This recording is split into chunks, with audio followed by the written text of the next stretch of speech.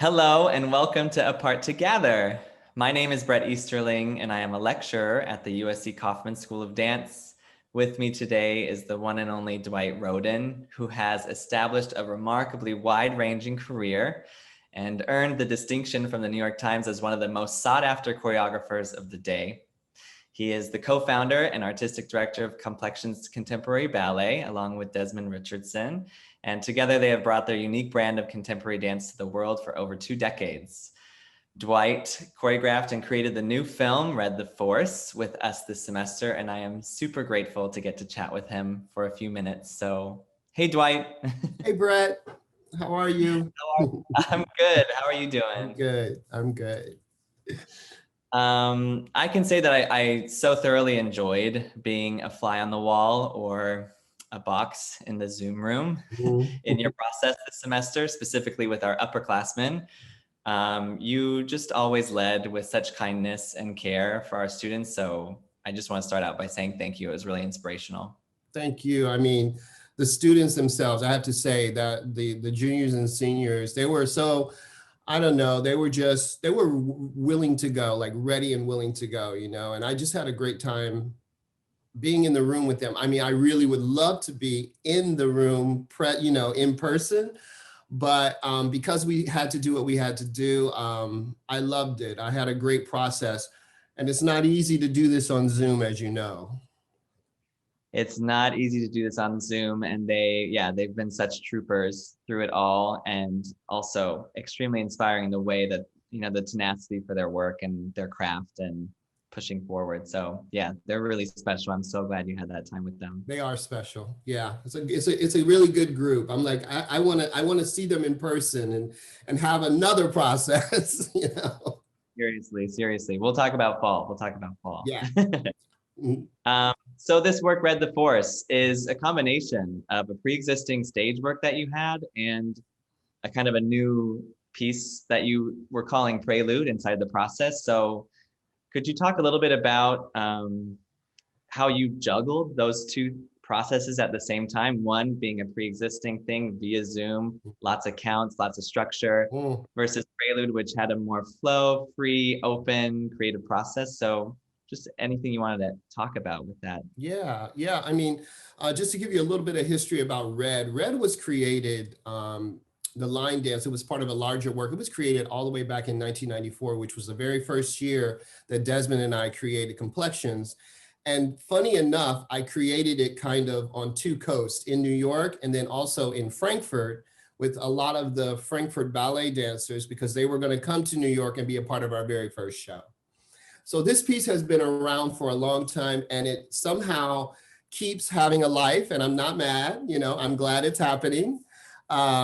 And, it's one of those pieces, like you say, that is very like sharp and crisp, and there's so many counts, and in person, there's all these different formation changes and spacing, and it's all about, a certain kind of fervor. There's an energy, there's a force to it, there's a boldness.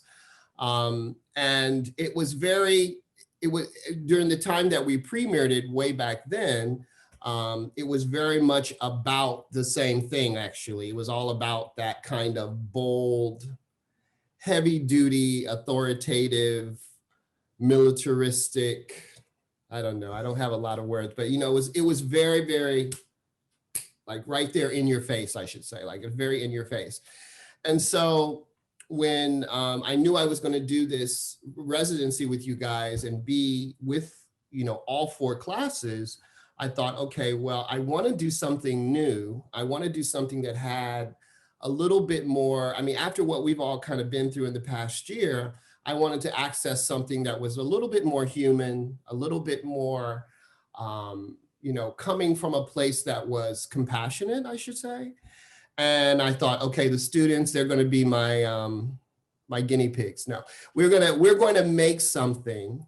And I wanted their contribution. So I decided to make something original called Prelude. And I wanted that to go in front of that existing piece. And I mean, the piece itself is really, like I said, it has to do a lot with accessing the parts of ourselves that sometimes we forget about in our daily hustle and bustle life. when we're going forward. And, you know, this pandemic has forced all of us to reassess. You know, it's not business as usual. It really isn't, right? So we had to kind of like find a way.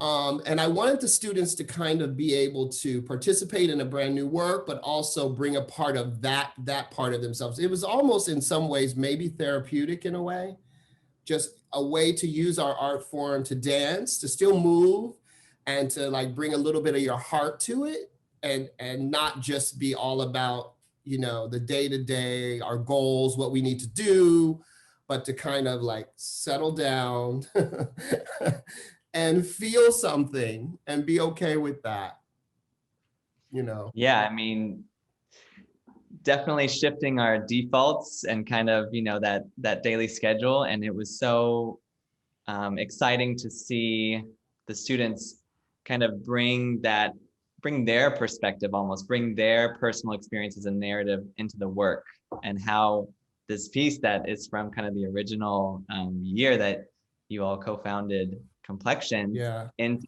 2021, into this like new form of 2021, which is, you know, a lot of screen, and how you gave access to our students to approach that process. Yeah, and I also felt like, you know, one of the things about Red, the force, is that I think it still can work today in terms of being able to, I mean, we have just been through a lot of different things politically, socioeconomically, all the protests, and now, you know, what happened in January, the insurgency, the violence. So it looks at our systems, you know, it just kind of takes a look at our systems, and what those things mean. And I felt like, you know, it still works. Let's really kind of reinvent it. And then also, then you have Prelude, which, as we just spoke about, it also allowed them to like access another part of themselves as well. Maybe what's necessary to get through this crazy time period that we're living in. So, and really, I mean, I can't say it enough. And this is the Red students, the freshmen and sophomores in Red, and then also the juniors and seniors in the upperclassmen in Prelude. They, no one, like I just had such a great deal of respect for how they were working.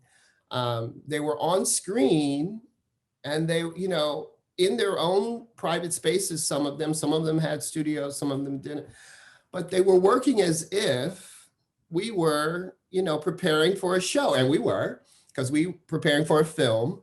But they worked so hard, and they were so committed. And I mean, you know, I had to be ready because they were ready. I did.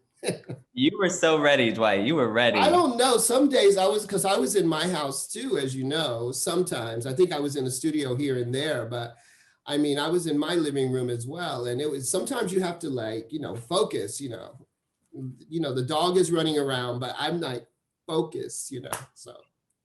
Absolutely. Yeah. Yeah, that's been a huge aspect of this moment, is how we can really take all these distractions and really zoom in. Yeah. Without, yeah. Anyway, so what is that like for you as far as like approaching a process? Like when, this isn't the first film, obviously, that you've done. So what is that process, or how does it differ maybe between when you're approaching something that you're dreaming of for the stage versus something that you're dreaming of for film? Kind of what kind of lands first, or what inspires you for those different mediums? I guess, you know, it's very different to me. Because I knew this was going to be on film, I thought differently right away.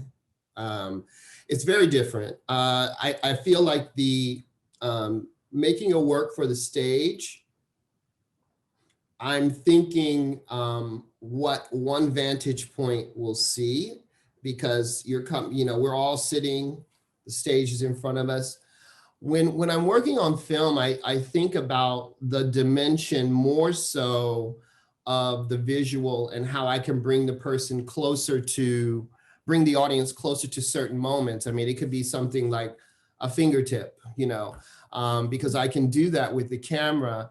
But then, you know, I have a feeling that I was looking at like for the stage, I'm looking at more the depth and dimension of the material, the movement material, and how the dancers can actually really make it reach us when we're so far away.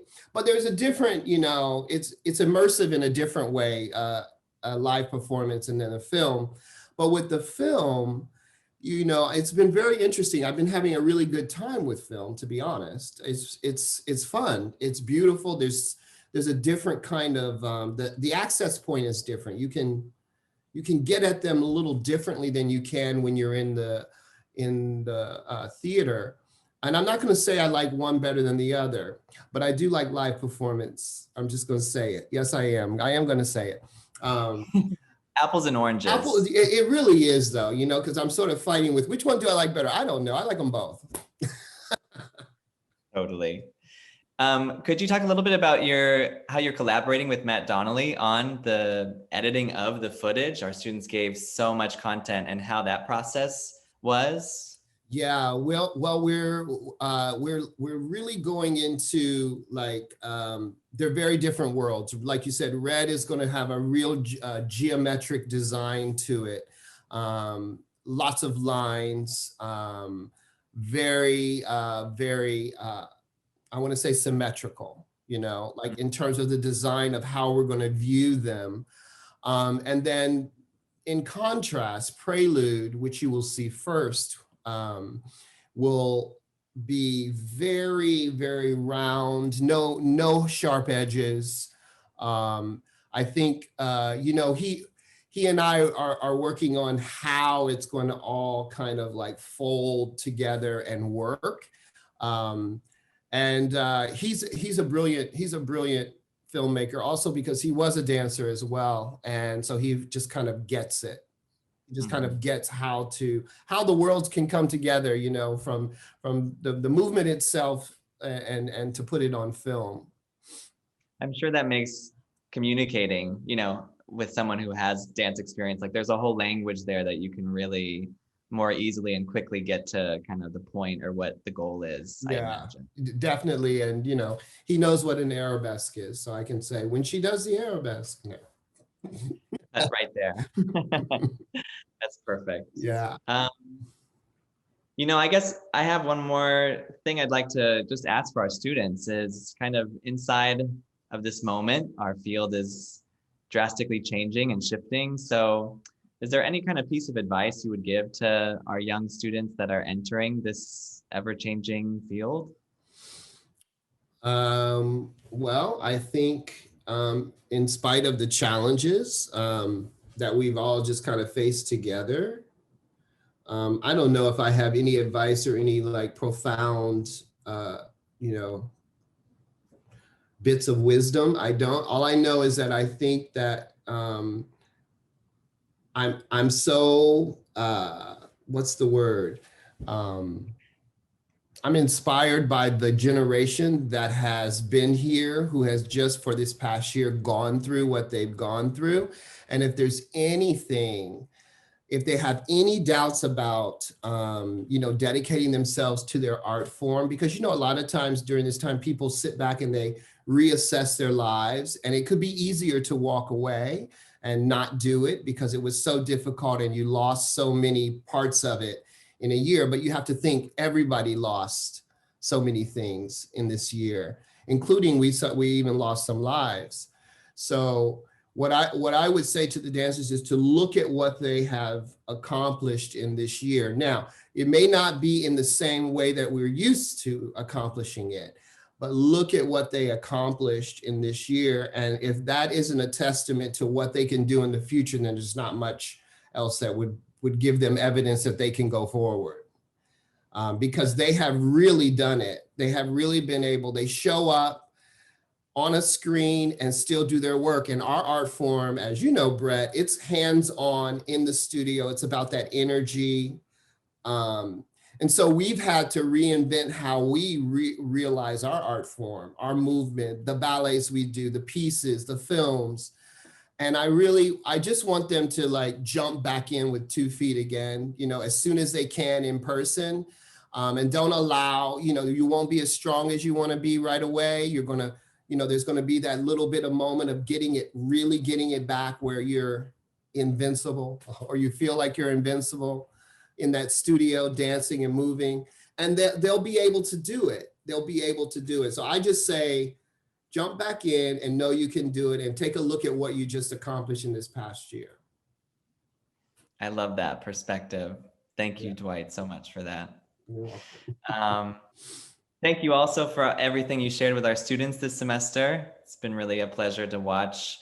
I feel like we could keep talking, but I imagine we all want to see what Red the Force looks like. So I want to additionally acknowledge the Choi family who support the artists in residence and visiting artists at USC Kaufman. And I think without further ado, please enjoy this showing of New Works Plus.